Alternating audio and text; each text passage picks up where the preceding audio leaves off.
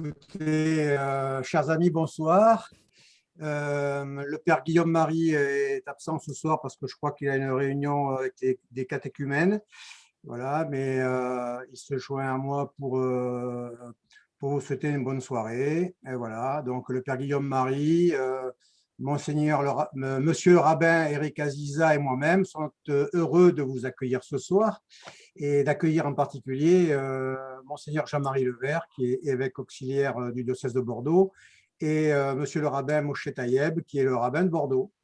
Voilà. Je vous rappelle qu'ils vont nous parler du dialogue judéo-chrétien dans nos traditions respectives.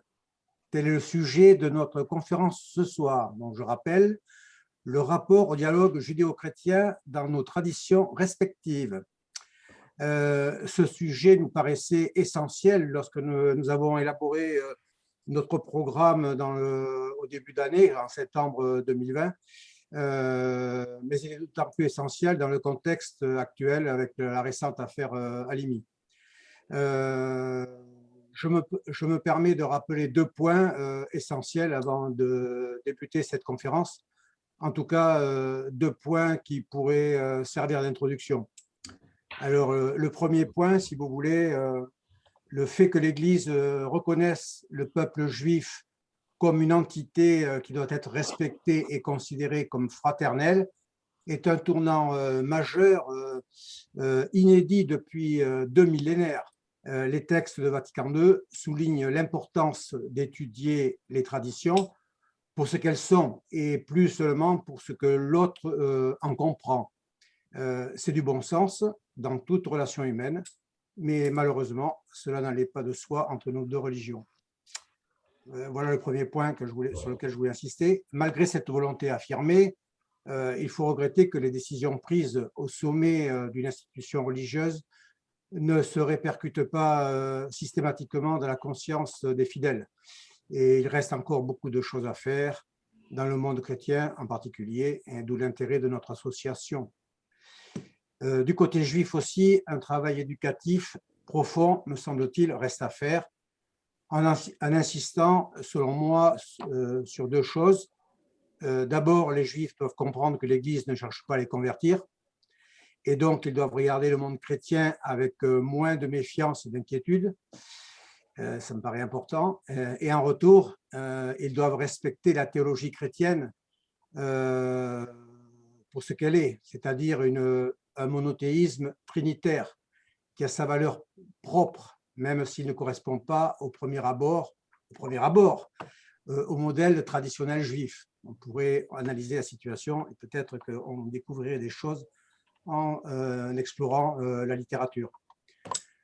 Cela dit, je pense que nous sommes prêts à entendre nos éminents débatteurs en espérant que leur éclairage sera profitable à tous. Et pour débuter cette conférence, si vous le voulez bien, je pense qu'il est bon de faire un peu d'histoire. Et donc, monsieur le rabbin, pouvez-vous nous rappeler succinctement l'histoire du judaïsme dans l'histoire récente, s'il vous plaît? Alors, bonsoir à tous, Monseigneur, Monsieur le rabbin, chers amis, bonsoir à toutes et à tous. Je ne vais peut-être pas, parce qu'on n'aurait peut-être pas beaucoup le temps ce soir de rappeler toute l'histoire du judaïsme, mais peut-être effectivement un petit peu l'histoire de ce dialogue judéo-chrétien tel qu'il a commencé voici à peu près 75 ans. Voici à peu près 75 ans, au lendemain de la Seconde Guerre mondiale, après quasiment, on va dire, 19 siècles d'ignorance, de silence, dû aux circonstances historiques, on y reviendra sans doute un peu plus tard, mais qui a repris effectivement après la Deuxième Guerre mondiale et après la catastrophe et le cataclysme qui a été pour le peuple juif la Shoah. Et donc, c'est au départ, il y a 74 ans, en 1947, qu'il y a eu une première grande conférence judéo-chrétienne de l'après-guerre, celle qu'on appelle la conférence de Silisberg. Silisberg étant un village en Suisse, où 70 délégués venus de 17 pays, 28 juifs, dont l'historien Jules Isaac, qui va sans doute jouer un des rôles les plus importants dans cette conférence, le grand rabbin Kaplan pour le judaïsme, qui deviendrait plus tard grand rabbin de France, 23 protestants et 9 catholiques seulement vont se retrouver donc à Silisberg, ce petit village de Suisse, pour des travaux. Et au terme de ces travaux, cette conférence va énoncer 10 points qui vont être, en fait, sur la base des 18 points, des 18 propositions qu'avait proposées auparavant Jules Isaac. Alors, pour ceux qui l'auraient peut-être oublié, Jules Isaac, on le connaît pour plusieurs choses. D'une part, son livre d'histoire, le fameux Malais Isaac, qui date de la fin du 19e siècle et du début du 20e siècle, mais d'autre part, pour effectivement son dernier ouvrage qui s'appelle L'enseignement du mépris, et dans lequel il va un petit peu résumer tout le parcours qui a été le sien dans le cadre justement de la recherche de ce dialogue entre juifs et chrétiens, et en même temps de cette recherche également de ce qu'allait devenir le dialogue judéo-chrétien. Et ces points, c'est d'abord les 18 points que va énoncer Jules Isaac, qui vont donc servir de base aux 10 points de Silisberg, qui vont être la base justement de cet enseignement. Alors, ces 18 points de Jules Isaac, je ne vais pas vous les rappeler en tous parce que ça serait un petit peu long, mais ils partent de la base que voilà ce que devrait être 18 points comme base pour corriger l'enseignement chrétien sur les Juifs. Et en fait, le credo de Jules Isaac est de dire effectivement que c'est suite à l'enseignement du christianisme sur le judaïsme, l'enseignement chrétien sur le judaïsme, qui est le fondement de l'antisémitisme qui a mené à la catastrophe qui a été la Shoah. Donc, pour Jules Isaac, eh bien, un enseignement chrétien digne de ce nom devrait comporter donc 18 points, et les premiers qui sont de donner à tous les chrétiens une connaissance au moins élémentaire de l'Ancien Testament, en insistant sur le fait que l'Ancien Testament, essentiellement sémitique, dans le fond et dans la forme, était l'écriture sainte des Juifs, avant de devenir l'écriture sainte des chrétiens. D'autre part, et j'en dirais que 2 ou 3 autres points, rappeler qu'une grande partie de la liturgie chrétienne a été empruntée à l'Ancien Testament, de se garder d'omettre le fait que le fait capital, c'est que le peuple juif élu par Dieu, que Dieu s'est révélé d'abord dans sa toute-puissance, et que c'est par le peuple juif que la croyance fondamentale en Dieu a été sauvegardée puis transmise au monde chrétien. Enfin, reconnaître et dire loyalement, en s'inspirant des enquêtes historiques, que le christianisme est né d'un judaïsme non pas dégénéré, mais vivace, comme le prouve la richesse de l'itinéraire juive et la résistance indomptable du judaïsme au paganisme. Donc ça, ce sont les premiers points des 18 propositions de Jules Isaac, et qui vont donc servir de base à la conférence de Silisberg, qui va les reprendre, et que vous trouverez d'ailleurs sur le site des Amitiés judéo-chrétiennes, le site de la JCF, qui sont parfaitement détaillés. Mais ces 10 points vont donc devenir la base de la charte du dialogue judéo-chrétien, avec un but clair, qui vont donc établir quelques buts clairs, qui vont être d'une part de lutter contre l'antisémitisme, de combattre l'enseignement du mépris et de rétablir des liens historiques et théologiques entre juifs et chrétiens, en dressant justement la liste des questions fondamentales à affronter. Alors, on dirait maintenant les points qui fâchent, pour assainir la relation entre juifs et chrétiens. Quelques années plus tard, en 1965, mais je sais que Monseigneur Levert va revenir dessus dans quelques instants, c'est le Concile Vatican II, dont émanera la fameuse déclaration Nostra Aetate, qui va rappeler, donc le Concile et Nostra Aetate, qui vont rappeler les relations particulières entre christianisme et judaïsme, dans le cadre justement des différentes relations que l'Église entretient avec les religions non chrétiennes. Nostra Aetate, donc dans son préambule, va rappeler l'importance de promouvoir l'unité et la charité entre les hommes et aussi entre les peuples. Et je cite, l'Église examine ici d'abord ce que les hommes ont en commun et ce qui les pousse à vivre ensemble leur destinée. Et au paragraphe 4 de cette déclaration Nostra Aetate, qui parle spécifiquement des relations du monde chrétien avec le judaïsme, le Concile rappelle le lien qui relie spirituellement le peuple du Nouveau Testament à la lignée d'Abraham. Et dans les termes suivants, l'Église du Christ en effet reconnaît que les prémices de sa foi et de son élection se trouvent, selon le mystère divin du salut, chez les patriarches, Moïse et les prophètes. Elle confesse que tous les fidèles du Christ, fils d'Abraham selon la foi, sont inclus dans la vocation de ce patriarche et que le salut de l'Église est mystérieusement préfiguré dans la sortie du peuple élu hors de la terre de servitude. Je passe quelques lignes. Et du fait d'un si grand patrimoine spirituel commun aux chrétiens et aux juifs, le Saint Concile veut encourager et recommander la connaissance et l'estime mutuelle qui naîtront surtout d'études bibliques et théologiques ainsi que d'un dialogue fraternel. Donc, c'est ainsi que d'un dialogue fraternel. Donc ça, c'est l'expression effectivement de Nostra Aetate à l'issue du concile de Vatican II, donc qui est quelque part le premier aboutissement de cette conférence de Sélisberg et de ces 10 points énoncés à la suite de l'enseignement de Jules Isaac. Alors, avant de passer la parole à Monseigneur Levert, je rappellerai juste que s'en suivirent quelques années plus tard, en 1975, les orientations et les suggestions pour l'application de cette déclaration conciliaire de Nostra Aetate, et que en juin 1985, un autre document pontifical, les notes pour une présentation correcte des Juifs et du judaïsme dans la prédication et dans la catéchèse de l'Église catholique, s'en suivront. Mais je sais que Monseigneur Levert va nous amener quelques lumières supplémentaires sur Nostra Aetate.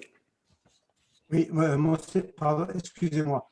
Pardon, Monseigneur, donc vous allez compléter ce que a dit le rabbin sur Nostra Aetate, mais peut-être vous pourriez poursuivre sur la place du judaïsme dans le dialogue interreligieux de façon à poursuivre la conférence dans ce sens. Oui, tout à fait. Alors, voilà, comme vient de le rappeler Monsieur le rabbin, le dialogue entre juifs et catholiques a pris un tournant absolument décisif et nouveau avec ce document conciliaire du Concile Vatican II, Nostra Aetate. Alors, cette déclaration, qui n'est pas très longue, parle des relations entre le christianisme et les religions non chrétiennes. Et pour un observateur extérieur, il pourrait sembler que, en fait, on traite des rapports entre l'Église catholique et les grandes religions mondiales dans un esprit de parité. Mais en fait, quand on connaît bien l'histoire de la rédaction de ce texte, on s'aperçoit que ce n'était pas à l'origine tout à fait comme ça. Au départ, le pape Jean XXIII avait proposé que le Concile promulgue un traité sur les Juifs. Mais à la fin, il fut décidé que Nostra Aetate prendrait en considération toutes les grandes religions mondiales. Cependant, le 4e article, dont M. le rabbin vient de faire quelques citations, le 4e article de cette déclaration conciliaire représente le cœur de ce document et préfigure un nouveau rapport théologique avec le judaïsme. Peut-être que nous, aujourd'hui, on a du mal à saisir l'ampleur de ce changement qui est survenu dans les relations entre l'Église et le peuple juif et le judaïsme. Pour ça, pour s'en rendre compte, il faudrait se souvenir qu'il existait précédemment de fortes réserves des deux côtés, en partie parce que l'histoire du christianisme avait été considérée comme discriminatoire à l'encontre des Juifs, allant même parfois jusqu'à des tentatives de conversion forcée. Et le pape François l'a rappelé il n'y a pas longtemps. Or, dans Nostra Aetate, l'Église professe sans équivoque les racines juives du christianisme. Et l'estime fondamentale à l'égard du judaïsme, exprimée dans la déclaration, a permis alors à nos deux communautés, qui se regardaient autrefois avec scepticisme et méfiance, c'est le moins qu'on puisse dire, de devenir progressivement des partenaires fiables et même, je crois, de bons amis, capables de surmonter ensemble les crises et de trouver des solutions positives aux difficultés. Mais le Concile n'avait fait qu'indiquer la route à suivre. Il a fallu des années de patient travail, des gestes symboliques forts, des textes de plus en plus affinés, pour que nos deux communautés puissent aborder les sujets les plus délicats. Et bien sûr, le chemin à parcourir est encore long, tant il est vrai qu'entre nos deux communautés se sont installés au cours des siècles ignorance, peur et même mépris, qui gênent encore aujourd'hui l'établissement d'un dialogue serein dans certaines rencontres parfois. Mais je crois qu'il faut regarder tout ce qui va bien et je crois qu'il y a beaucoup d'actions qui sont encourageantes. Je pense par exemple, pour ce qui est plus récent, hein, à la déclaration juive d'Abrou Emet sur les chrétiens et le christianisme, signée par 173 personnalités juives et publiée aux États-Unis le 13 septembre 2000. Ou plus récemment, les 12 points de Berlin, rédigés en juillet 2009 par le Conseil international des chrétiens et des juifs, et je sais, monsieur le rabbin, que vous allez y revenir tout à l'heure. On peut aussi noter la grande implication des papes, de Paul VI jusqu'à François, en particulier par des rencontres, des visites, des signes hautement symboliques et, je pense, extrêmement féconds. Et c'est pourquoi, le 23 novembre 2015, c'est quand même pas si éloigné, le grand rabbin Haïm Korsia affirmait au collège des Bernardins que la déclaration de Straitate avait été suivie des faits et que cette parole était devenue action. Même si elles ne sont pas aussi développées qu'on le désirerait, les relations entre nos deux communautés font maintenant partie de la vie ordinaire des diocèses catholiques. La connaissance du judaïsme et des avancées dans le dialogue judéo-chrétien fait partie de la formation des prêtres, par exemple. Un autre exemple significatif qu'on connaît peu pour la France se situe au niveau du contenu de nos livres de catéchèse, qui est nécessairement validé par le service catéchèse et catéchuménat de la Conférence des évêques de France avant d'être promulgué, enfin, pour ceux qui sont officiellement promulgués. Aujourd'hui, il n'est pas possible de publier officiellement un parcours catéchétique reconnu par les évêques. Ce n'est possible qu'à la condition que la place du judaïsme y soit correctement reconnue et située par les mots, les images et les concepts employés. Le peuple élu de Dieu n'y est pas présenté comme un peuple de l'Antiquité, le peuple porte-livre de saint Augustin, mais le peuple juif d'hier et d'aujourd'hui, vivant, répandu à travers les nations, agissant aussi à travers l'État d'Israël. Et ce qu'il faut bien comprendre pour nous catholiques, c'est que du point de vue théologique, le dialogue avec le judaïsme a un caractère entièrement différent et se situe à un autre niveau que celui avec les autres religions. La foi des Juifs attestée dans la Bible, que l'on trouve dans ce que nous appelons de notre côté l'Ancien Testament, n'est pas pour les chrétiens une autre religion, mais le fondement de leur propre foi. Bien sûr que pour les catholiques, la figure de Jésus est la clé de lecture des Écritures de l'Ancien Testament. La pierre d'angle de la foi chrétienne, c'est Jésus. Mais il n'empêche que le dialogue avec le judaïsme occupe une place à part pour les chrétiens. De par ses racines, le christianisme est lié au judaïsme comme il ne l'est à aucune autre religion. Et c'est pourquoi le dialogue juif-chrétien ne peut être qualifié de dialogue interreligieux. Il faudrait plutôt parler d'un dialogue intra-religieux, ou si on pouvait se le permettre, d'intrafamilial. La preuve en est que dans les instances officielles de l'Église catholique, ce dialogue n'est pas situé dans le dialogue interreligieux, mais dans l'écuménisme, c'est-à-dire le dialogue qu'il y a normalement entre les confessions chrétiennes. Et dans son discours du 13 avril 86 à la synagogue de Rome, le pape Jean-Paul II a décrit cette situation en ces termes: la religion juive ne nous est pas extrinsèque, mais d'une certaine manière, elle est intrinsèque à notre religion. Nous avons donc avec elle des rapports que nous n'avons avec aucune autre religion. Vous êtes nos frères préférés et d'une certaine manière, on pourrait dire nos frères aînés. Et Benoît XVI, lui, a qualifié les Juifs de nos pères dans la foi. Cependant, ce qu'il faut comprendre aussi, c'est que cette relation entre judaïsme et christianisme est dissymétrique. En effet, l'Église catholique a besoin de penser théologiquement son lien avec le judaïsme pour se comprendre elle-même. Ce n'est pas le cas du judaïsme. Et toutefois, on observe aujourd'hui une certaine évolution du regard juif sur Jésus et sur le christianisme, comme le laissent entrevoir les travaux remarquables de Dan Jaffé. Dan Jaffé, c'est un spécialiste franco-israélien de l'histoire des religions, hein, qui porte sur le monde juif au 1er siècle de notre ère, sur le Talmud, sur les origines du christianisme. Il est rattaché au CNRS.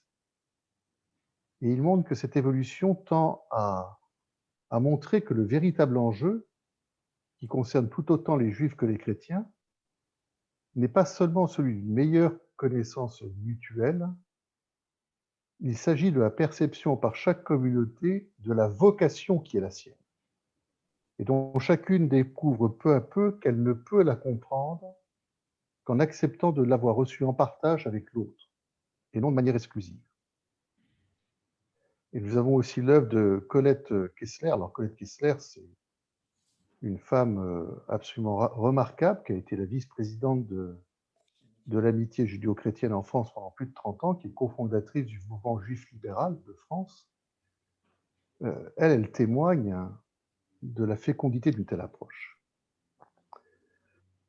Pour ma part, il me semble que depuis toujours, et encore aujourd'hui, la vocation du peuple élu d'Israël est d'être une lumière et une prophétie pour le reste de l'humanité, et en particulier pour l'Église, à la fois dans l'alliance que Dieu établit avec lui, avec ce peuple, dans son histoire et dans sa destinée. Voilà, donc je crois qu'il faut vraiment avoir conscience que juifs et chrétiens sont irrévocablement indépendants les uns des autres. Et donc le dialogue entre nous n'est pas seulement un choix, mais un devoir. Voilà ce que je pouvais dire un petit peu pour première chose sur l'importance de notre réalité et la manière dont du côté chrétien, catholique, on considère en tout cas ce dialogue et cette place du peuple d'Israël. Alors, Monsieur le rabbin, est-ce que vous voulez compléter les 12 propositions qui ont été développées et qui ont permis ensuite l'évolution, ou est-ce que vous voulez qu'on... Tout à fait, parce qu'effectivement, comme l'a rappelé Monseigneur Levert, c'est en 2009 que vont être énoncés les 12 points de Berlin, et que va venir, que selon la formule employée par leur rédacteur, le temps du réengagement. Le temps du réengagement avec ces 12 points de Berlin, puisque effectivement, là aussi, il y avait une volonté de construire une nouvelle relation entre juifs et chrétiens. Je vous recommande à toutes et à tous de vraiment lire l'un après l'autre, à la fois les 10 points de Seelisberg, la déclaration de Nostra Aetate dont on vient de parler, et également les 12 points de Berlin, parce qu'on voit l'évolution de la pensée, et en même temps que dans ces 12 points de Berlin, eh bien, est lancé un appel à toutes les communautés juives et chrétiennes du monde, ainsi qu'aux personnes de bonne volonté.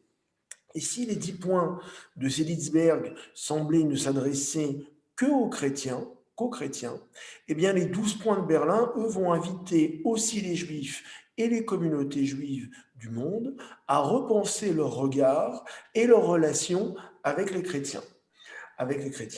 Et en relisant les paragraphes 5 et 6, enfin les questions 5 et 6, justement, c'est un appel qui est fait aux juifs et aux communautés juives.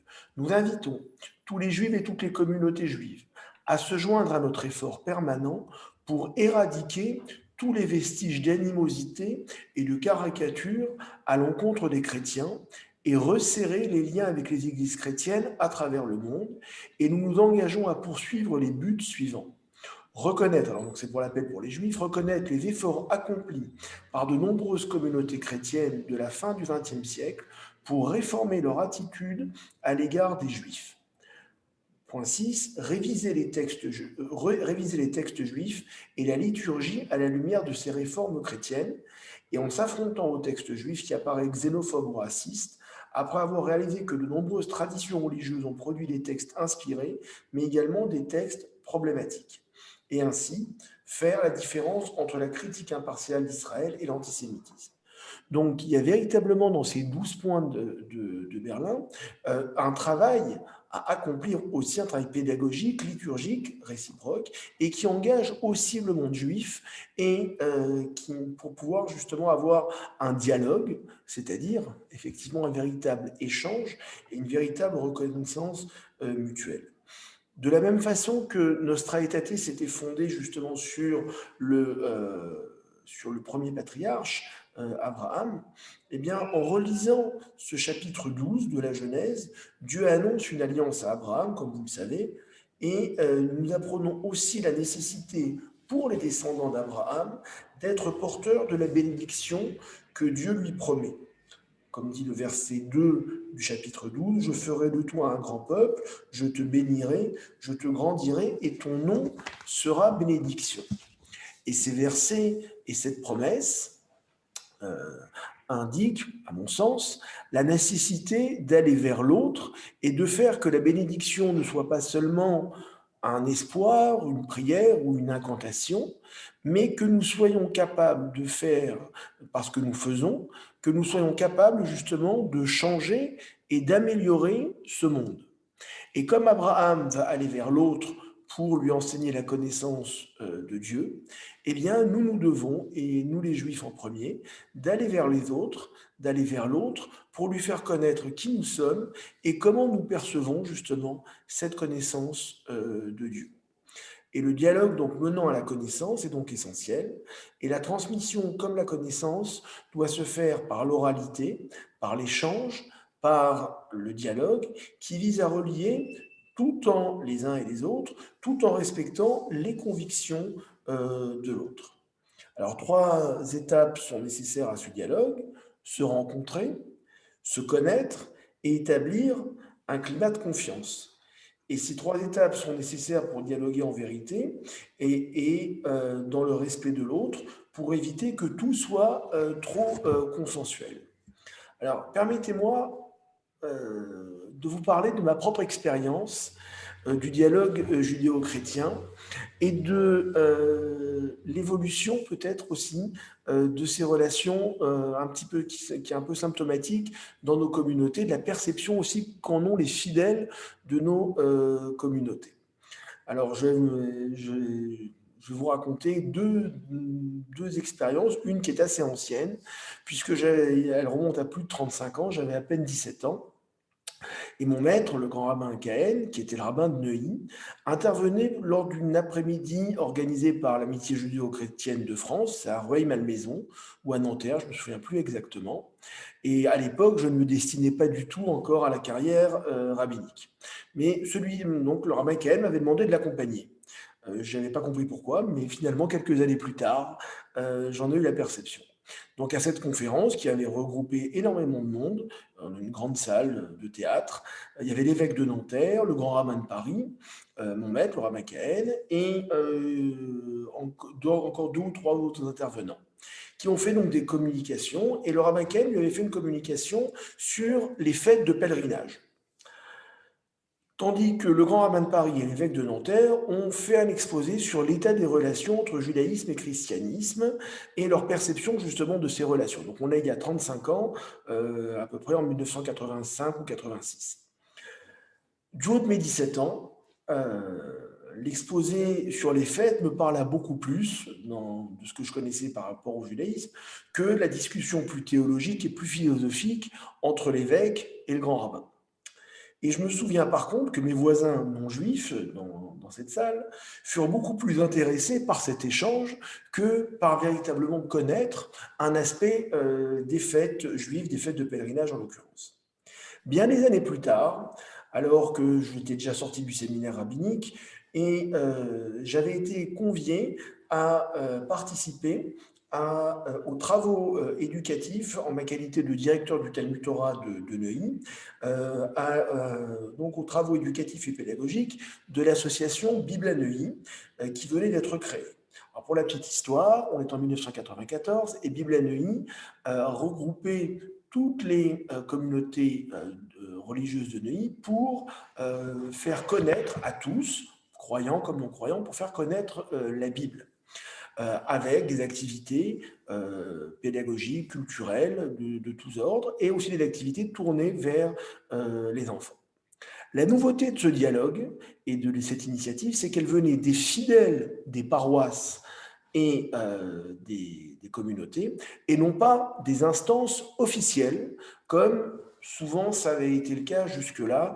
Alors, même si ces instances officielles, le rabbin, le doyen des communautés chrétiennes de Neuilly ou le pasteur avaient donné leur bénédiction ou leur imprimature, mais c'était les fidèles, les paroissiens qui se sont tous organisés pour faire vivre ces associations et pour faire connaître justement la parole divine et en même temps pour un meilleur respect entre nos communautés. Et c'est là que nous nous sommes rendus compte que nous vivions côte à côte, mais que c'était toujours le rabbin, les rabbins, les pasteurs, les curés, les évêques qui discutaient ensemble, mais que rarement les fidèles ou les paroissiens des églises ou des synagogues étaient conviés à ce dialogue ni à cette connaissance de nos traditions. Combien de clichés, d'a priori, sur lesquels nos visions depuis plus de 2000 ans avaient eu du travail, avait fait un travail pas toujours positif, et pour connaître le judaïsme, et bien comme le rappellera plus tard le père de Coudray qui était en charge des relations avec le judaïsme, il faut comprendre le judaïsme tel qu'il se définit lui-même. Tout comme le monde chrétien est pluriel et multiple, le monde juif l'est aussi. Se rencontrer, se connaître pour enfin établir un climat de confiance et à ce moment être vraiment dans le dialogue. Et donc il me semble qu'il y a eu effectivement cette évolution, ce changement, cette capacité justement à se connaître et à être dans ce dialogue, mais il y a encore, je pense aussi, encore du chemin à faire. Le dialogue, c'est être à l'écoute de l'autre, être dans la capacité de comprendre l'autre et que l'autre aussi puisse vous comprendre. Mais ce n'est pas parce que je comprends l'autre que je suis d'accord avec lui, et ce n'est pas parce que l'autre me comprend qu'il est aussi d'accord avec moi. Être juif et chrétien, la façon de comprendre un même texte biblique est radicalement différent, et c'est peut-être cela aussi qu'est l'enrichissement. Et combien les interprétations du même texte dans le judaïsme sont complètement différentes et donnent lieu, comme le disent certains, à une polyphonie de sens. Aussi, les initiatives se sont multipliées dans les villes, dans les communautés, comme c'est le cas ici dans le sud-ouest, pour donner un sens et un contenu à ce dialogue interreligieux, et sans doute, Monseigneur, vous pourriez donner aussi, comme moi, beaucoup d'exemples de ce qui se fait au travers de la liturgie, de la lecture des textes ou du catéchisme et de l'inclusion maintenant systématique de textes de la Première Alliance, du Premier Testament, dans la liturgie et dans la célébration chrétienne. Alors, voilà.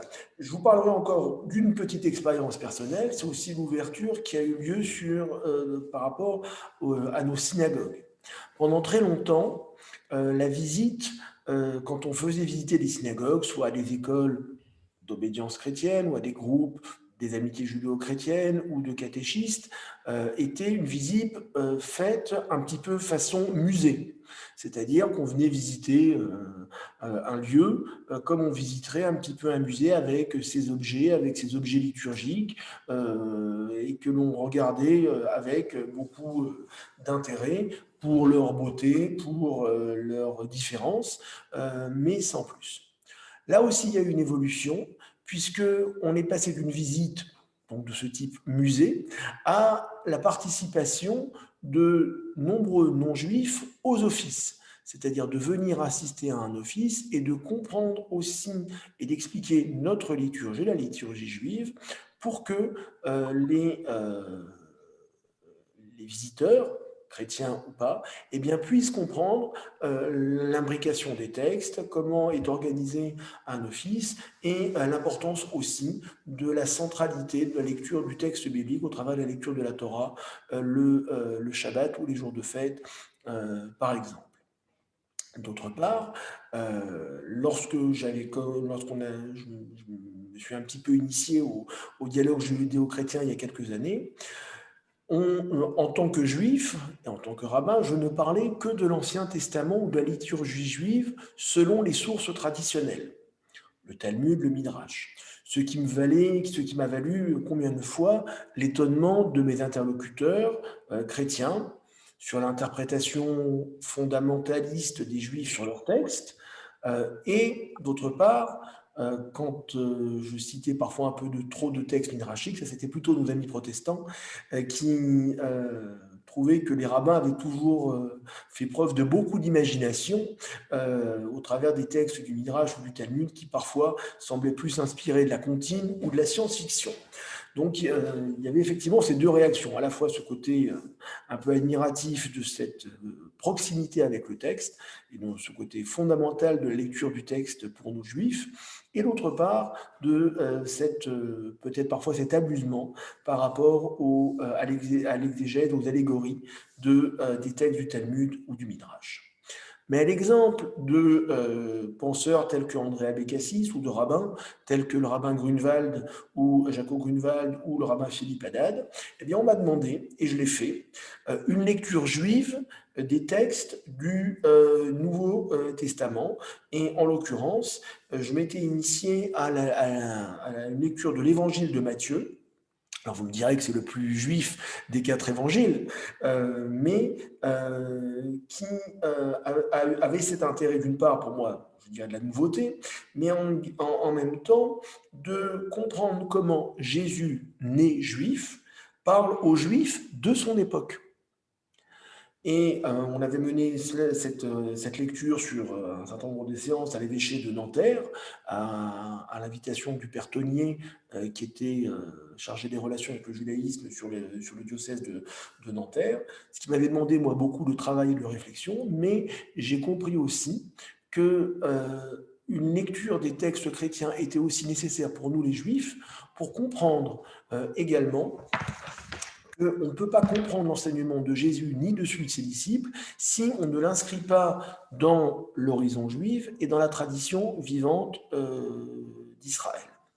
Alors, entre les juifs et les chrétiens, donc des relations de proximité en même temps se sont nouées, et en même temps, il y a de grandes différences.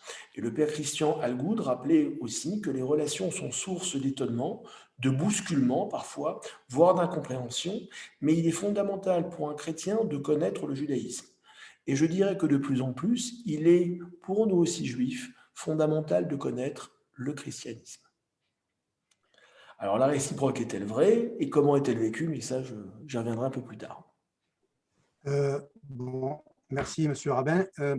Monseigneur, donc après tout ce que finalement le rabbin a décrit sur les fondements du dialogue interreligieux, et il a beaucoup parlé de ce fondement. Est-ce que, de votre point de vue, de votre place, pouvez-vous nous rappeler quels sont les principaux fondements vus de l'Église et de leur nécessaire confrontation avec le judaïsme?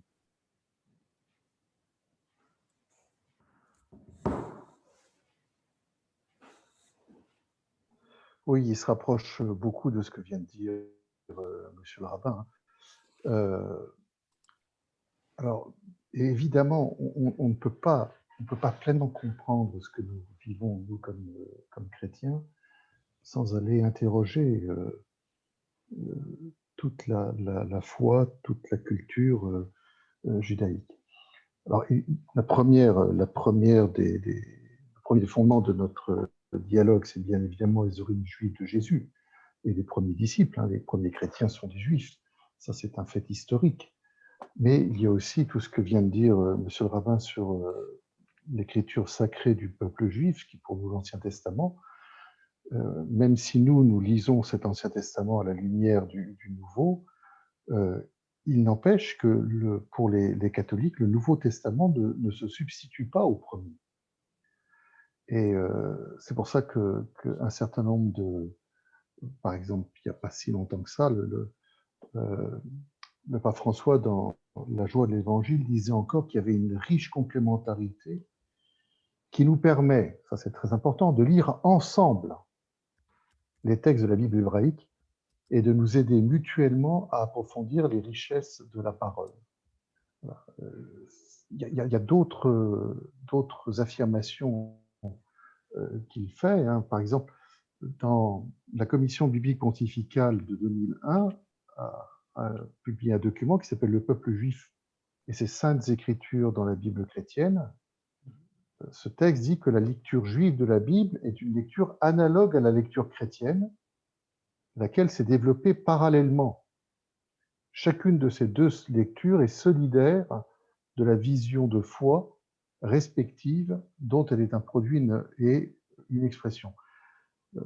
Et à l'époque, celui qui était encore Joseph Ratzinger, qui était préfet de la Congrégation pour la foi, disent dans la préface de ce texte, les chrétiens peuvent apprendre beaucoup de l'exégèse juive pratiquée depuis plus de 2000 ans. En retour, les chrétiens peuvent espérer que les juifs pourront tirer profit des recherches de l'exégèse chrétienne. Donc voilà, pour nous, je ne vais pas développer tout ce fondement extrêmement profond qui vient de l'écriture sainte, parce qu'il faudrait quasiment faire une conférence avec toute seule. Il y a un autre fondement tout à fait impressionnant, c'est la liturgie. La liturgie chrétienne, elle a comme matrice la liturgie juive. C'est tout à fait impressionnant de voir que le Concile Vatican II, dans sa réforme liturgique, a demandé que soit lu tous les dimanches un texte de l'Ancien Testament. Ce n'était pas du tout le cas avant. Avant, on ne lisait que le Nouveau Testament. Aujourd'hui, on a 3 lectures, une de l'Ancien Testament, une des écrits apostoliques et une qui vient de l'Évangile. Et voilà. Et aujourd'hui, il n'est pas possible de comprendre le Nouveau Testament sans l'Ancien. C'est une certitude. Et puis, il y a un autre fondement tout à fait important, mais je pense qu'on va y revenir en parlant de l'Alliance. Le fondement tout à fait important de ce dialogue entre juifs et chrétiens, c'est de comprendre la place et la vocation du judaïsme dans le monde. Ce qu'il faut comprendre, enfin ce que nous affirmons, et bien évidemment qui est partagé par nos frères juifs, c'est que cette vocation du peuple juif n'est pas éteinte, parce que les dons de Dieu sont irrévocables.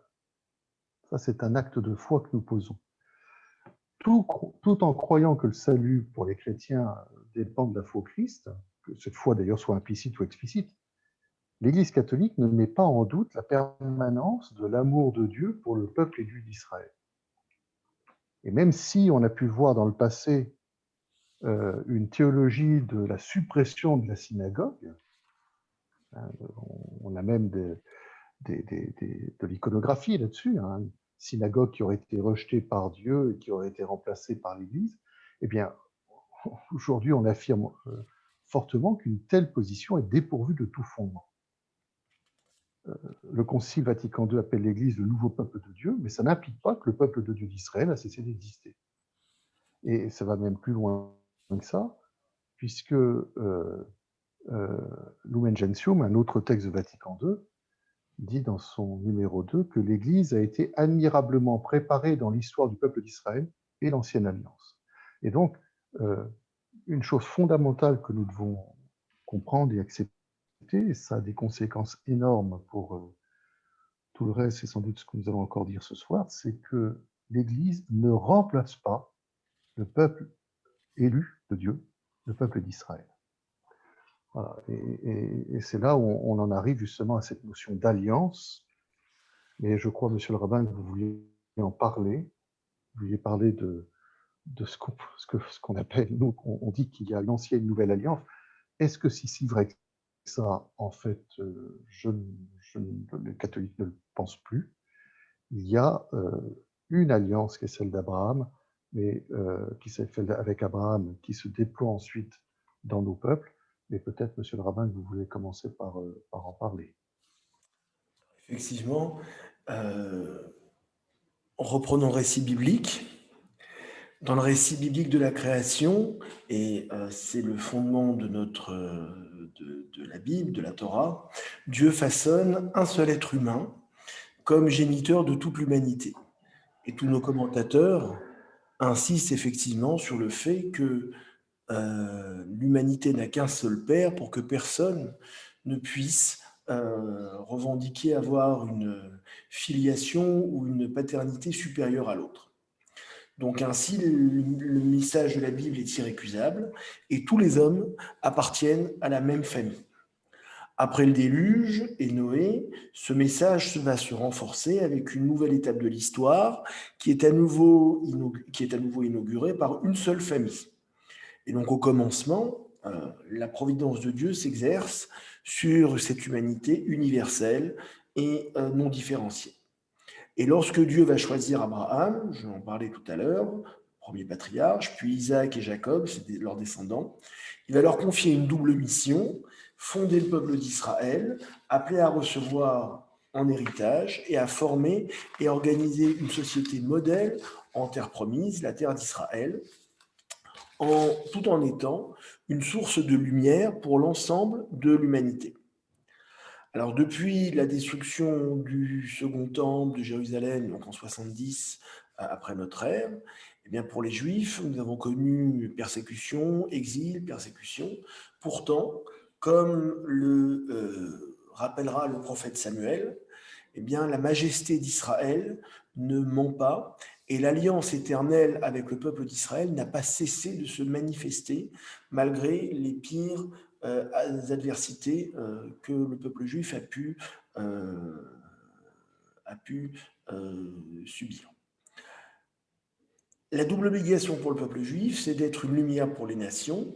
Ça fait référence au fameux texte d'Isaïe, chapitre 49, verset 6, et assurer aussi son propre avenir en dépit de la haine et de la violence du monde. Alors, ce n'est pas toujours facile à remplir, comme on a pu le constater, mais le peuple juif a su transmettre à l'humanité des bénédictions et dans tous les et s'illustrer dans tous les domaines de la science, de la culture, de la philosophie, de la littérature, des technologies, et aussi bien dans sa foi, dans sa spiritualité, son éthique et sa morale. Et selon la tradition juive, c'est selon là les retombées de cette alliance éternelle entre Dieu et le peuple juif. Alors, il est vrai que après je dirais la séparation en quelque sorte de l'Église et de la synagogue, mais ça serait au 1er siècle, qui est l'époque où se développe le christianisme, jusqu'aux années noires et aux sombres heures de la Shoah. Il y a peut-être eu plus un enseignement de la substitution qu'un enseignement véritablement de l'estime. Mais effectivement, c'est après la guerre qu'on réassiste maintenant donc à cette nouvelle ère de coexistence pacifique et de reconnaissance à la fois des communautés chrétiennes pour le peuple juif et en même temps des communautés juives pour le peuple chrétien. Parce que depuis notre traité dont on parlait il y a quelques instants, il y a eu de nombreux gestes que vous avez évoqués, Monseigneur, des paroles, des visites, qui ont fait que les points de Jules Isaac ou de Sélitzberg ou ceux de Berlin sont devenus aussi réalité. La repentance de l'Église pour les crimes commis, les propos de Jean-Paul II, les frères aînés dans la foi, confirmés par Benoît XVI, les pères également, ou encore par le pape François, eh bien, toutes ces paroles, ces annonces permettent aussi d'avancer peut-être un peu plus et de se dire que puisqu'on est capable de dialoguer, on peut aussi répondre aux questions qui fâchent, dont je parlais tout à l'heure, à savoir pourquoi le peuple juif a-t-il dit non à Jésus. Il ne faut pas éluder le sujet. Question à partir de laquelle avait été historiquement élaborée cette théorie de la substitution et de cet enseignement du mépris. Et il aura donc fallu plus de 70 ans pour qu'on se retourne et pour aller contre 2000 ans de haine et progresser étape par étape pour reconstruire entre nos communautés des relations d'amitié, de respect et de dialogue. Monseigneur, sur l'Alliance. Oui, dans le dialogue juif-chrétien, vous venez de le dire, c'est avant tout l'alliance initiale de Dieu avec l'humanité et qui va s'exprimer tout spécialement avec Abraham, cette alliance qui s'avère constitutive. Parce que Abraham n'est pas seulement le père d'Israël, mais aussi le père de la foi des chrétiens. Et dans cette communauté de l'alliance, il devrait être évident pour les chrétiens que l'alliance que Dieu a conclue avec Israël est irrévocable et qu'elle demeure toujours valable en raison de la fidélité sans faille de Dieu envers son peuple. C'est ce que dit le livre des Nombres. Dieu n'est pas un homme pour mentir. Dieu n'est pas un homme pour mentir. Là, au chapitre 23, verset 19. Dieu reste fidèle à sa parole parce que Dieu ne peut pas se rejeter lui-même. Et donc, les catholiques croient que la fidélité de Dieu exprimée dans l'alliance précédente ne sera jamais démentie.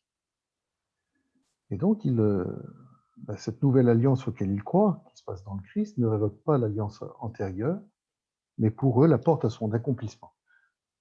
Et si cette nouvelle alliance dans le Christ est pour eux l'accomplissement des promesses du salut de l'alliance établie avec le peuple élu, elle ne peut jamais être considérée comme indépendante de cette alliance du peuple élu. Au contraire, elle la présuppose.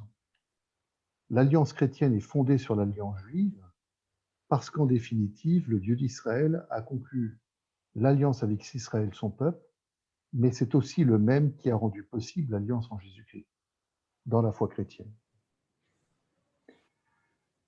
Et donc, le terme d'alliance, ça nous renvoie aux différentes manières dont Dieu réalise sa relation avec l'être humain, une manière peut-être différente pour les Juifs et les chrétiens, mais l'une ne remplace pas l'autre. L'alliance avec le Christ peut permettre l'ouverture à toutes les nations qui répondent fidèlement à son accueil, comme cela avait été prophétisé dans l'Ancien Testament. On pourrait faire une recherche, mais je cite simplement les prophètes Sophonie, Zacharie, pour aussi aller voir le psaume 87. Voilà. De nombreuses fois, il est dit dans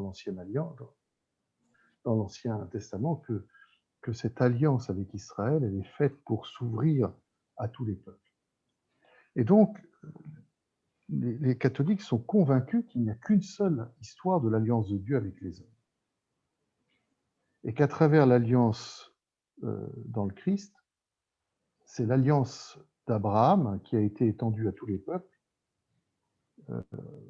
en acquérant cette universalité qui était contenue d'ailleurs dans l'appel d'Abraham, je rendrai ta descendance aussi nombreux que les étoiles du ciel, que le sable de la mer.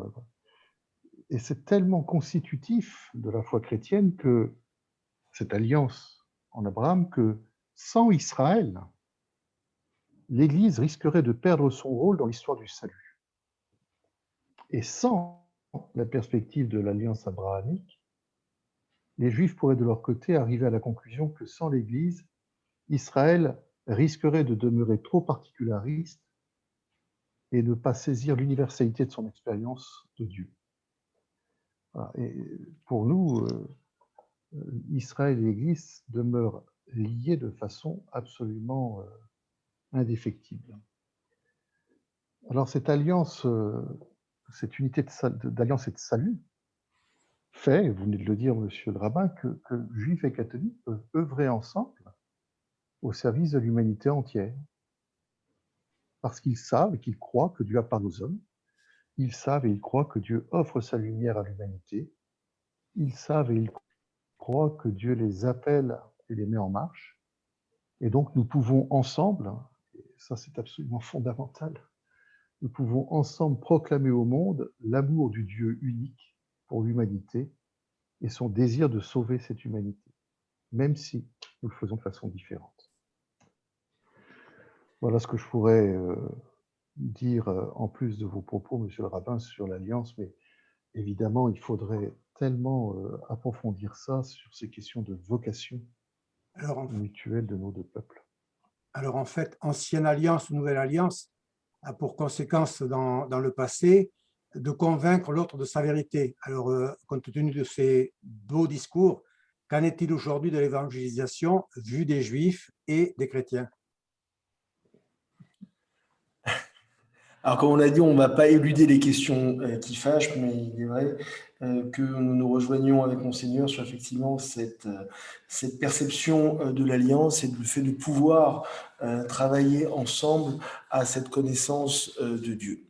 En préparant cette soirée, j'ai regardé un petit peu aussi comment avait évolué aussi le judaïsme et le rabbinat et nos communautés sur la façon aussi de voir et de percevoir le christianisme et justement ces avancées pédagogiques et ce travail liturgique et ce travail de fraternité, je dirais, qui a été fait depuis tant et tant d'années. Et je suis tombé sur un texte que je ne connaissais pas, qui date de 1968, et qui est le texte que l'épiscopat français avait demandé au grand rabbin de France, à l'époque c'était le grand rabbin Kaplan, que j'ai cité tout à l'heure. L'épiscopat donc avait demandé un document sur la façon dont le judaïsme percevait le christianisme. Nous sommes en 1968. Et donc le grand rabbin Kaplan va charger le président de la commission doctrinale du rabbinat français, le grand rabbin Charles Toiti, qui fut mon maître au séminaire et qui était professeur à l'école des hautes études, de préparer ce document avec des personnalités de la communauté, dont Emmanuel Lévinas ou Georges Vaïda, par exemple, pour travailler sur ce document. Alors ce document, ils vont passer beaucoup de temps à travailler dessus et il va d'abord y avoir des questions préjudicielles, à savoir que cette commission va se réunir et va dire que le dossier, le document qui sera présenté n'engagerait que le rabbinat français à l'exclusion de tout autre rabbinat européen ou mondial. Que ce dossier ne contiendrait que des textes d'ouvrages et de maîtres reconnus universellement par le judaïsme et comme faisant autorité, et excluant ainsi des ouvrages ou des textes des penseurs juifs apparus après l'éclatement du judaïsme en différentes dénominations après l'émancipation. Cette commission était aussi consciente que l'on peut trouver dans le judaïsme des textes qui contrediraient ceux qu'elle choisirait, et de même que l'on peut trouver aussi des textes dans le christianisme hostiles aux juifs. Mais elle estime que les textes qu'elle a choisis représentent ceux qui sont le mieux accordés à l'esprit du judaïsme et les mieux accordés à l'esprit des fidèles des synagogues. Enfin, ce dossier se voulait être aussi quelque chose de préparatoire, une déclaration solennelle en bonne et due forme, et il n'était pas question de le reprendre littéralement.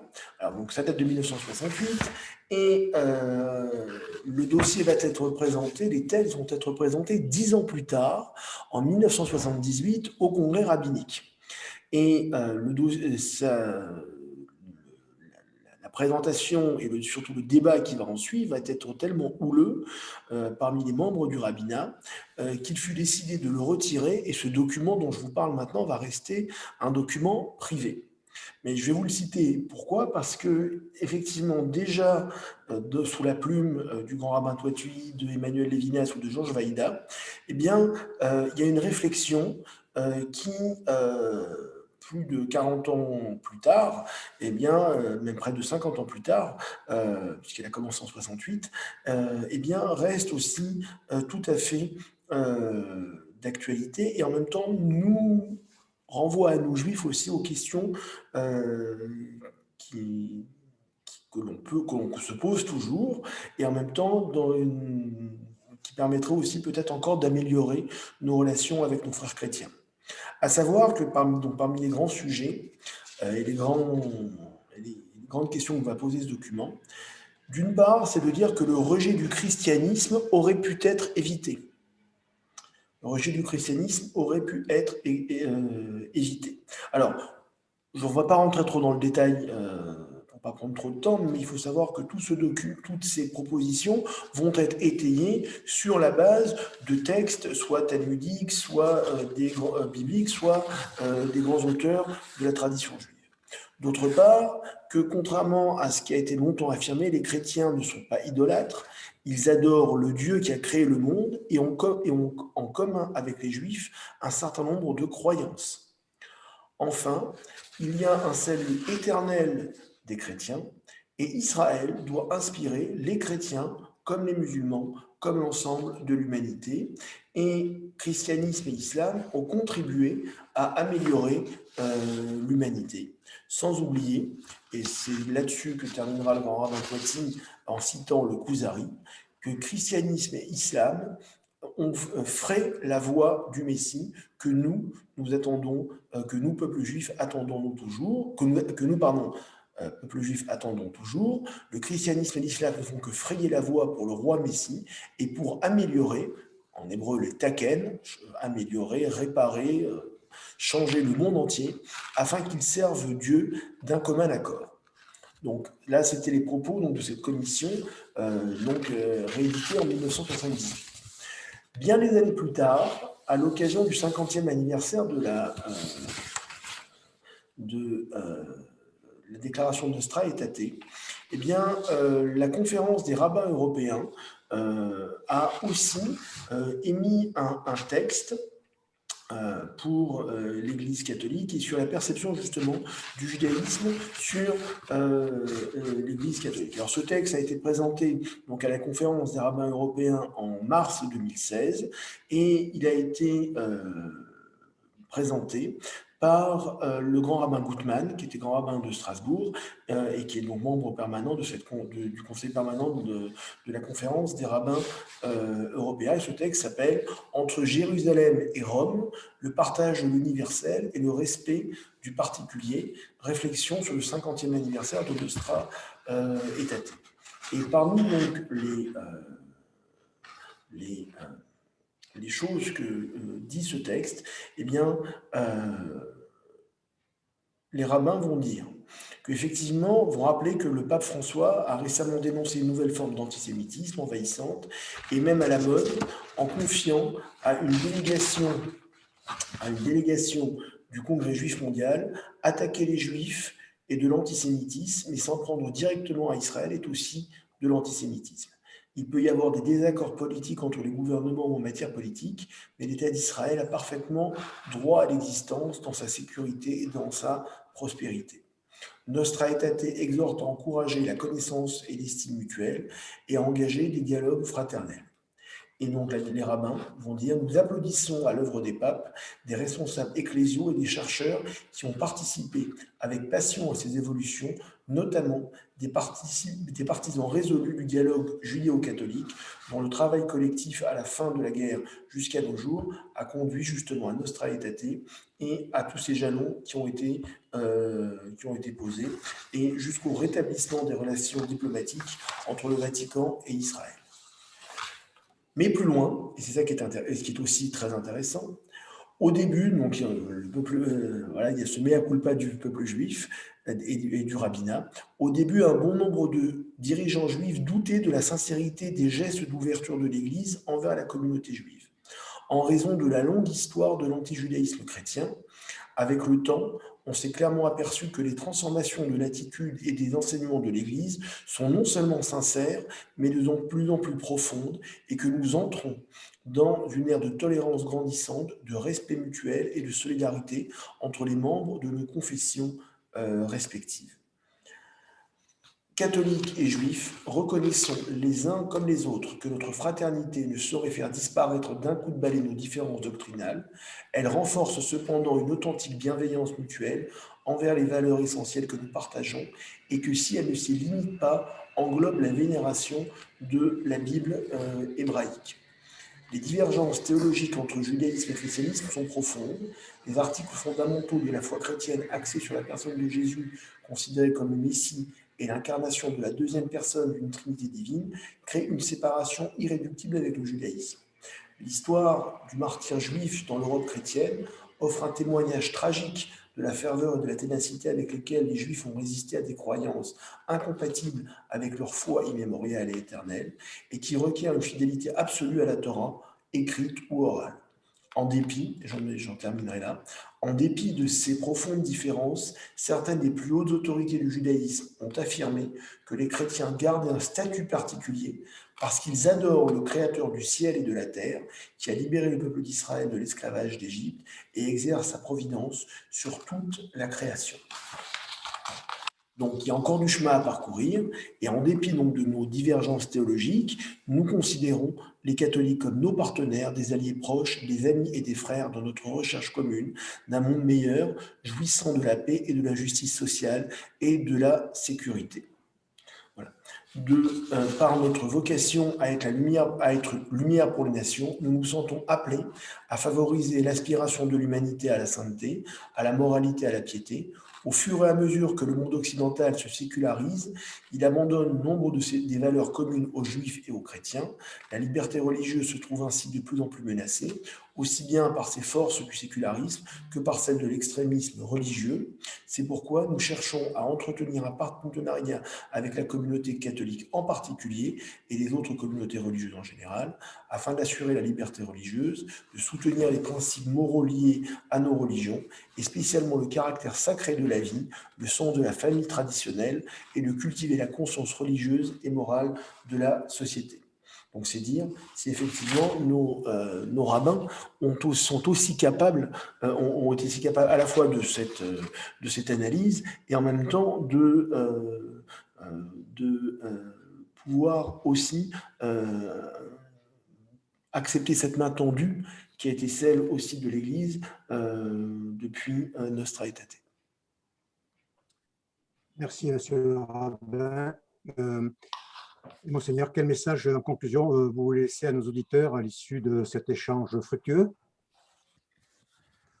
Alors, avant même de parler de conclusion, je voudrais insister sur ce que vient de dire monsieur le rabbin sur ce rapport à ce qu'on a appelé le mandat d'évangéliser de l'Église par rapport au judaïsme, parce que l'histoire de la vocation propre de ces peuples et l'histoire de l'alliance dont on a parlé tout à l'heure, ça fait vraiment partie du mystère de Dieu. On n'arrivera jamais totalement à le comprendre, bien évidemment.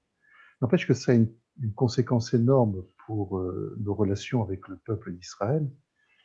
Et pour les 50 ans de Nostra Aetate, la commission des romaine des relations avec le judaïsme l'a redit.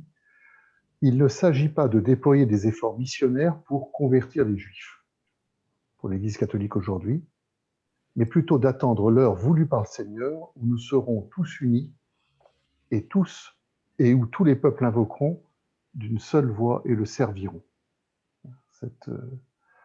Voilà, c'est ce que dit Nostra Aetate. Alors ça, c'est une question très très délicate, cette histoire d'évangélisation auprès des Juifs, parce que c'est très sensible pour les Juifs, évidemment, puisque ça touche à leur existence même, à l'existence de ce peuple. Et puis, c'est une question problématique pour les chrétiens, parce que pour les chrétiens, le Christ est le sauveur universel, et l'Église en a cette mission universelle de l'annoncer. C'est une une mission à laquelle elle ne va pas se dérober. Mais parce que cette alliance et parce que nous vivons, nous sommes unis à ce peuple juif, l'Église a été amenée à considérer l'évangélisation du peuple juif, qui croit au même Dieu unique, d'une manière totalement différente de celle auprès des peuples qui ont une autre religion, une autre vision du monde. En pratique, qu'est-ce que ça veut dire? Ça veut dire que l'Église catholique ne conduit et ne promeut aucune action missionnaire institutionnelle spécifique en direction des Juifs. Les chrétiens sont appelés à rendre témoignage de leur foi en Jésus-Christ devant les Juifs, ce que nous faisons, et le dialogue judéo-chrétien le permet, et nous essayons de le faire avec humilité et délicatesse, mais nous le faisons en reconnaissant que les Juifs sont aussi dépositaires de la parole de Dieu, et en gardant toujours en mémoire et à l'esprit l'immense tragédie que fut la Shoah. Alors c'est vrai que ça doit être réciproque, c'est-à-dire que on sait bien que certains courants juifs, mais qui sont d'ailleurs plus des courants politiques parfois, n'acceptent pas la conversion d'un juif au christianisme, et que cela peut même être condamné. Et il n'empêche que du côté chrétien, du côté catholique, nous n'allons pas mener une mission d'évangélisation spécifique vis-à-vis du judaïsme, justement à cause de sa vocation particulière. Voilà, je ne sais pas si vous voulez Alain voulait que je vous donne ma conclusion, ou si vous voulez déjà que Monsieur le rabbin reprenne la parole. Dites-nous, c'est comme vous le vouliez. Mais... Si Monsieur le rabbin veut conclure, et puis ensuite on reviendra peut-être en conclusion sur les objectifs du dialogue judéo-chrétien et puis un message particulier que vous souhaiteriez faire passer. Très bien. Alors, je vous ai perdu, pardon, excusez-moi. Voilà. Je dirais effectivement qu'il est agréable de voir effectivement que dans de petits groupes, comme au niveau de nos institutions, comme au niveau de nos hauts militaires, eh bien, ce climat de confiance qui existe maintenant permet de réfléchir ensemble, d'avoir ce respect mutuel, ce dialogue mutuel ensemble. Il est vrai que du côté juif, il y a encore du travail à faire, un travail pédagogique à faire important, parce que il y a effectivement 2000 ans de tradition qui font que le peuple juif a peut-être encore du mal à accepter justement ce dialogue et de le faire de façon, je dirais, mutuelle, comme les communautés chrétiennes l'ont fait depuis maintenant tant et tant d'années. Mais je dirais en conclusion que on comprend mieux les enjeux de ce dialogue interreligieux parce qu'il fait aussi s'affermir et grandir la foi de chacun des partisans en présence. Alors, quand on dialogue, il faut bien sûr avoir l'envie d'aller vers l'autre, un désir de réfléchir sur sa foi, de s'interroger aussi soi-même et d'être aussi profondément enraciné dans sa propre foi en étant ouvert pour entendre ce qui peut être aussi une remise en question par l'autre, être peut-être aussi parfois accepté d'être déstabilisé et de ressortir, je dirais, encore plus fort dans sa foi parce qu'elle est bien étayée et bien enracinée. Je pense que pour les chrétiens, ce travail a déjà été fait, continue à être fait, mais pour nous juifs, eh bien encore la nécessité de continuer à retravailler, à réapprendre notre histoire, à se la réapproprier, à se réapproprier aussi notre relation au monde et à sortir un petit peu d'une certaine autarcie qui effectivement que nous oublions ce rôle qui doit être celui du peuple d'Israël, d'être une lumière pour les nations. Merci, Monsieur le rabbin. Alors, dans les objectifs poursuivis par ce dialogue, vous l'avez dit, Monsieur le rabbin, il y a ce premier objectif, bien évidemment, c'est l'approfondissement de la connaissance mutuelle entre juifs et chrétiens, parce que on ne peut apprendre à aimer que ce qu'on aura été amené à connaître, et on ne peut vraiment connaître que, profondément connaître que ce qu'on aime. Donc il y a tout ce travail de connaissance mutuelle. Je reviendrai tout à l'heure sur cet appel qu'on peut faire à nos jeunes générations. Évidemment que cette connaissance s'accompagne d'un enrichissement mutuel, on a beaucoup parlé sur le plan exégèse, mais ça s'accompagne aussi d'un engagement commun, et c'est un des objectifs de notre dialogue, d'un engagement commun pour le bien commun, justement, de l'humanité, pour la justice, la paix dans le monde, la préservation de la création, la réconciliation, y compris dans le domaine social, politique, auprès des plus pauvres, etc. Voilà, moi, je crois vraiment, que cela peut être très fort et que, par exemple, la réconciliation à laquelle on assiste entre juifs et chrétiens peut être aussi prophétique pour le reste du monde. Ça, c'est quelque chose auquel je crois profondément. Et puis, le dialogue judéo-chrétien nous pousse sur le chemin de la fraternité, en sachant que la fraternité, c'est à la fois un appel de Dieu, mais c'est aussi un don de Dieu. Alors pour les catholiques, entre le peuple d'Israël et l'Église, il y a la rencontre de deux frères, l'aîné et le cadet, tous deux issus du même père, tous deux nourris de même source initiale, deux frères qui ont été en rivalité profonde et qui apprennent aujourd'hui à se regarder autrement.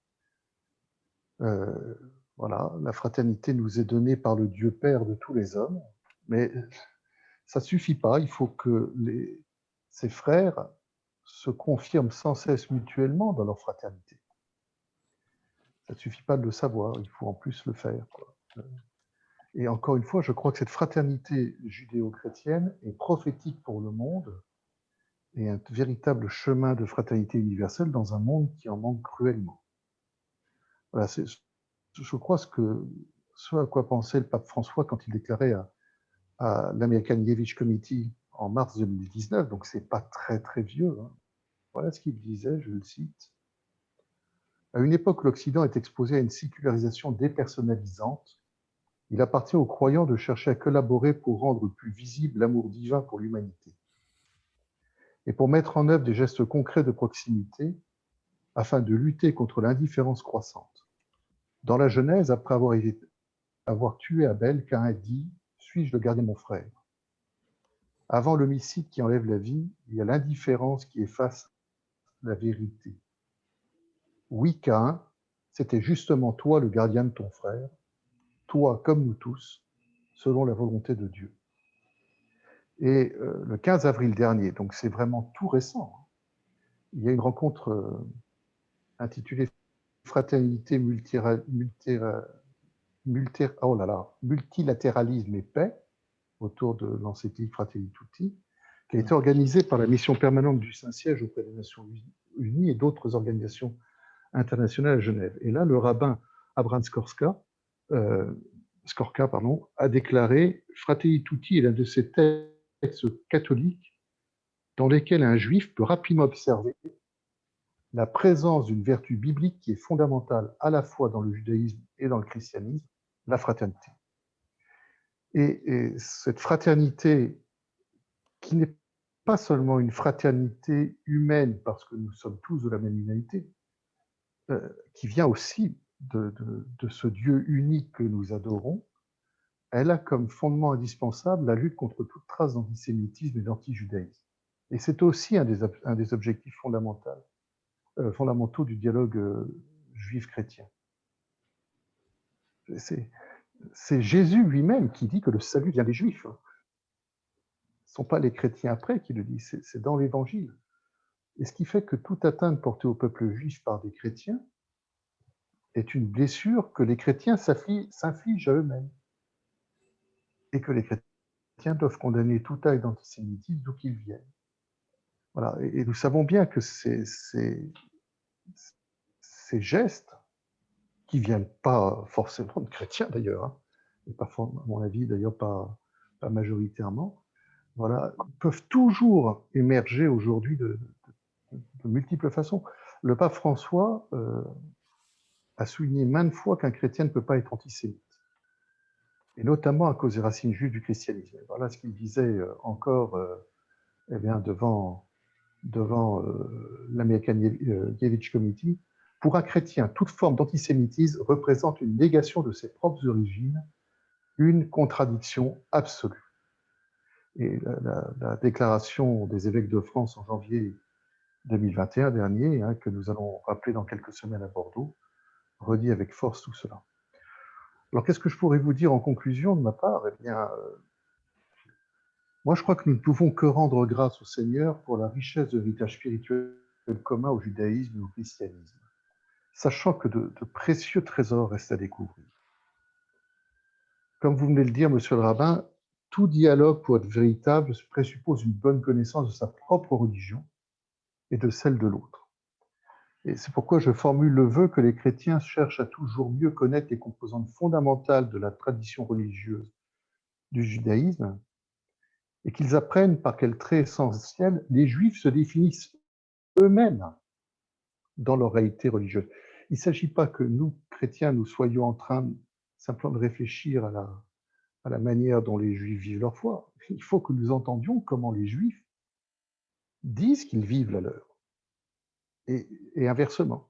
Il faut qu'on arrive à se dire mutuellement ce que nous vivons. Et je pense particulièrement aux jeunes qui sont dans une très grande méconnaissance, même culturelle, du fait religieux, et pourtant qui rêvent à plein d'ouverture. Eh bien voilà, je pense qu'ils attendent d'être impliqués de façon plus intense. Et ça, c'est pour ça que je veux souligner l'importance de la formation des jeunes générations au dialogue judéo-chrétien. Et nous avons un engagement commun, nous, dans le domaine de l'éducation des jeunes, ce qui est d'ailleurs un instrument extrêmement efficace pour lutter contre la violence, et ouvrir une voie à l'appel. Les violences que nous connaissons, ou que nous avons pu connaître, viennent beaucoup d'une méconnaissance mutuelle. Donc ça, c'est quelque chose contre lequel il nous faut vraiment lutter. En conclusion, je crois vraiment que le dialogue judéo-chrétien est un vrai service rendu à l'humanité. Ces avancées sont peu connues des médias, qui, vous le savez, préfèrent opposer et polémiquer que de souligner les belles choses. Ce n'est pas très grave parce que le bien ne fait pas de bruit. En tout cas, ça nous apprend une chose, c'est que si nous voulons avancer, il faut d'abord nous appuyer sur le bien et sur ce qui est bon, ce que nous avons déjà construit. Nous devons porter ce service dans le silence de notre prière, parce que tout bien vient de Dieu et que c'est lui le premier interlocuteur de notre dialogue. En fait, ce n'est pas un dialogue, c'est un trialogue. Il y en a un au milieu de nous qui est Dieu lui-même. C'est ce Dieu qui nous inspire et qui inspire notre dialogue et qui le rend fécond. Et donc, l'unité et la fraternité judéo-chrétienne ne sont pas simplement au bout de nos efforts, elles sont d'abord un don du Dieu, du Seigneur de l'univers. Voilà, ma plus grande espérance dans ce lien entre juifs et chrétiens, c'est qu'un jour qui est connu de Dieu seul, nous ne formions qu'un seul peuple et que l'ensemble de l'humanité invoque avec nous le Seigneur un et unique, d'une seule voix, et le serve dans la joie. Merci en tout cas, monsieur le rabbin, de vos propos et de votre présence ce soir. Et merci Monseigneur aussi pour votre participation et pour cette espérance que nous portons tous ensemble et par notre présence et par notre dialogue. Et j'ai plaisir, habitude de rappeler aussi ce texte qu'on a lu pas plus tard que samedi dernier dans toutes nos synagogues, le texte du Lévitique qui a été repris dans l'Évangile et qui dit effectivement « Aime ton prochain comme toi-même », que Rabbi Akiva, maître du 1er siècle, donc au moment où se développe l'enseignement aussi de Jésus, et donc il y a cette concomitance des événements, décrit comme étant un des grands principes de la Torah, que Hillel, qui lui est contemporain, expliquera que c'est là l'essentiel de la Torah, tout le reste n'est que commentaire, et que tous nos commentateurs, justement, expliqueront que c'est le fondement de la fraternité qui doit cette fraternité qui se doit de régir le monde. Si je suis capable d'aimer mon prochain, donc je suis capable de faire ce monde et d'avoir avec l'autre cette relation de fraternité qui, depuis Caïn et Abel, depuis toutes les histoires de la Genèse, ce sont que des relations entre les frères. On voit que Joseph va à la recherche de ses frères. Que cherches-tu, lui dira l'ange sur le chemin. Je cherche mes frères, pas seulement géographiquement, mais pour être capable d'entretenir avec eux une relation de fraternité. Et le roi David, dans ses psaumes, eh bien, dira qu'il est doux, qu'il est agréable pour des frères de résider ensemble, c'est-à-dire d'être capable de bâtir, de construire une humanité et un monde dans les temps futurs, dans le monde qui vient, où les frères justement seront capables de travailler, de se connaître, de se respecter sans aucune jalousie. Peut-être que ce soir, eh bien, ce dialogue que nous avons mené ensemble, eh bien, on est un des pas et un des prémices que nous appelons tous de nos vœux. Si. Merci, monsieur le rabbin. Merci, monseigneur. Ce fut un grand honneur de vous écouter et merci encore de nous avoir donné de votre temps. Voilà, si parmi les auditeurs, il y a des questions, bien, écoutez, faites-vous connaître et puis profitons de l'instant présent pour essayer de prolonger un peu ce merveilleux temps de dialogue.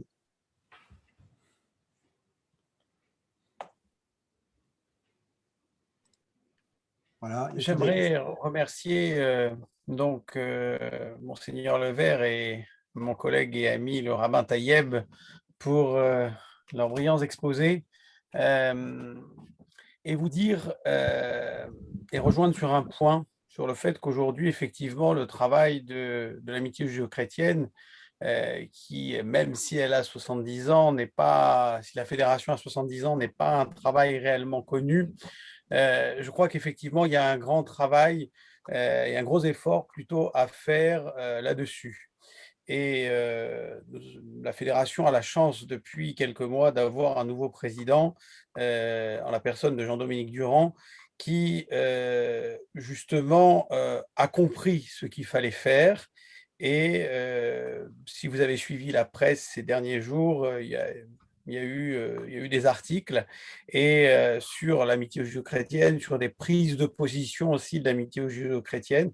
Et ça, c'est quelque chose qui n'existait pas avant. Donc, effectivement, on a un travail à faire au niveau national pour être connu et on a un travail sur le terrain. Alors, il y aura des pistes puisque en 2022, précisément le dimanche 20 mars 2022, va être lancée une journée nationale sur l'antisémitisme à l'initiative de l'Amitié judéo-chrétienne de France en collaboration avec le CRIF, la LICRA, le Consistoire et d'autres associations.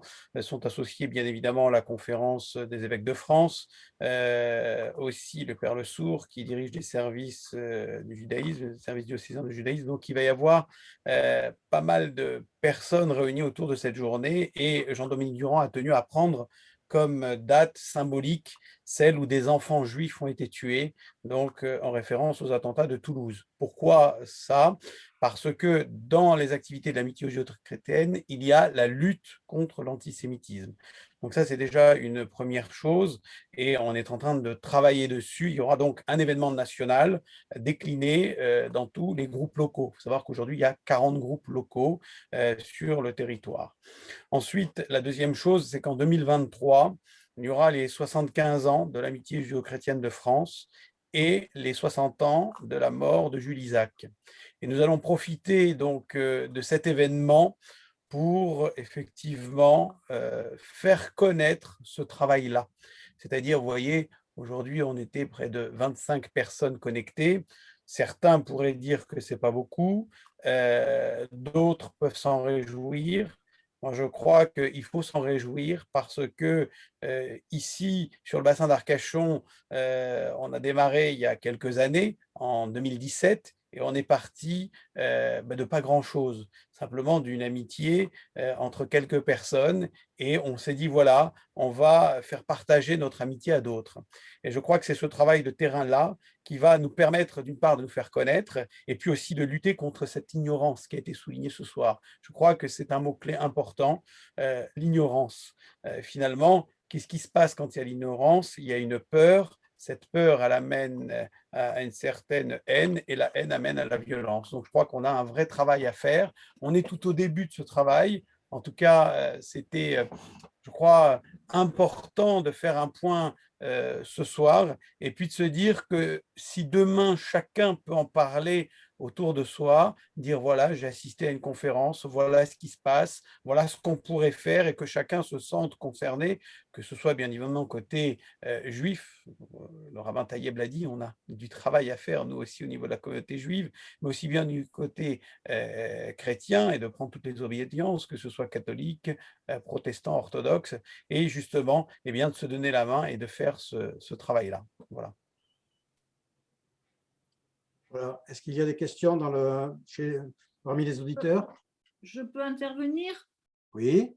Oui, donc ce soir, en tant que représentante de l'Église protestante d'Arcachon et du nord des Landes, et donc j'allais dire du canal historique des protestants de France, je voudrais remercier le rabbin Taïeb pour avoir rappelé le rôle que les protestants ont joué dans les amitiés et le rapprochement et le dialogue judéo-chrétien. C'est vrai qu'en France, on est dans une situation un petit peu particulière puisqu'on a deux religions minoritaires, les protestants et les juifs, surtout depuis la révocation de l'édit de Nantes au XVIIe siècle. Et c'est vrai que du coup, on a pu constater l'existence de nombreuses alliances entre les juifs et les protestants, ce qui fait qu'il y a beaucoup d'historiens qui parlent d'affinité élective, puisqu'en plus Calvin, un des fondateurs de l'obédience, dirons-nous, protestante chrétienne, était particulièrement philosémite. Aujourd'hui encore, on parlait tout à l'heure de formation, les pasteurs qui sont en formation, que ce soit à l'université de Strasbourg ou que ce soit à Paris, suivent un enseignement extrêmement pointu en matière d'hébreu biblique, et de nombreuses paroisses protestantes, bon, ce n'est pas le cas à Arcachon, mais de nombreuses paroisses protestantes enseignent l'hébreu biblique aux paroissiens. Donc, c'est vrai qu'il y a quelque chose de particulier entre les communautés protestantes et les communautés juives. On parle souvent, on cite souvent les actions. Alors, je vais me débarrasser de l'animal. Voilà. On cite souvent l'action qu'ont eu les protestants à partir de l'entre-deux-guerres et du pourcentage de protestants parmi les justes. Donc, paradoxalement, les protestants étaient un petit peu plus tardifs dans certains domaines, notamment en particulier tout ce qui concernait l'abandon de la mission d'évangélisation destinée aux Juifs, et en matière de renonciation de la théologie de substitution des alliances. Pour nous, c'est quelque chose d'un petit peu plus récent, puisque ça date de 2001, de la communion ecclésiale de Leuenberg, qui était consacrée, alors elle, non pas aux autres religions, mais spécifiquement à la religion juive, puisque la communion l'a intitulée Église et Israël. Et je voudrais enfin rappeler que lorsque nous avons commémoré, et c'était surtout les 500 ans du protestantisme, plusieurs colloques ont été consacrés aux relations avec les communautés juives, où on reparlait encore de ces fameuses affinités effectives et de l'influence que le judaïsme a eu à partir du 19e siècle sur le protestantisme, sur les réformés, notamment en matière d'exégèse biblique. Voilà. Donc, j'avais d'ailleurs assisté à la remise par le pasteur Claveroli, le président de la conférence, le président de la Fédération protestante de France, au grand rabbin de France, Chaim Corsia, de la déclaration justement à l'occasion du 500e anniversaire de la Réforme, de la fraternité entre juifs et protestants. Et je dirais que là, peut-être que les protestants ont été un peu plus en avance par rapport aux catholiques, puisque effectivement, il y a eu aussi en 2021 cette déclaration pour lutter ensemble contre l'antisémitisme et l'antijudaïsme, qui est aussi le fondement de la fraternité réelle et qui a été remise là aussi au Grand Rabbin de France il y a quelques mois. Et nous l'espérons, comme l'a rappelé Monseigneur, qui aura lieu aussi dans quelques semaines à Bordeaux, dès que le confinement et les mesures sanitaires seront levées. Donc c'est vrai qu'il y a des relations qui sont différentes, avec des affinités qui sont différentes, effectivement, avec la communauté protestante, du fait aussi peut-être de ces minorités, ces communautés qui sont aussi minoritaires. Et je rappellerai aussi qu'on avait beaucoup à dialoguer aussi avec les adventistes du 7e jour, qui sont rentrés dans le cadre de la fédération il y a quelques années, dans lequel aussi on a eu de très grands et beaux échanges à différents niveaux. Mais il est vrai que les exemples seraient à multiplier justement de ces petites choses qui, mises bout à bout, ont contribué à cette connaissance et à ce respect, à cette fraternité entre nous tous. Voilà. Voilà. En tout cas, soyez assurés de l'activisme des protestants en la matière. Voilà, merci en tout cas. Ouais. Bon, mais je crois qu'il y a peut-être d'autres questions avant de conclure.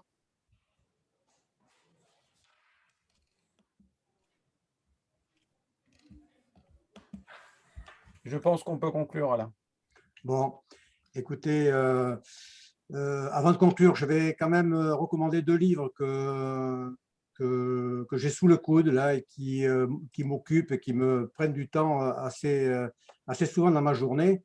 Il y en a un qui s'appelle Introduction à l'Ancien Testament pour bien comprendre ce qui se passe dans ce merveilleux livre.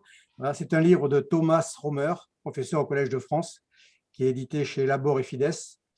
Vraiment, c'est très réjouissant comme lecture. Ensuite, il y a Après Jésus, l'invention du christianisme de Roselyne Dupont-Roch et de Antoine Guggenheim chez Albin Michel. Et c'est un livre aussi qui nous parle du christianisme juste pendant la période apostolique.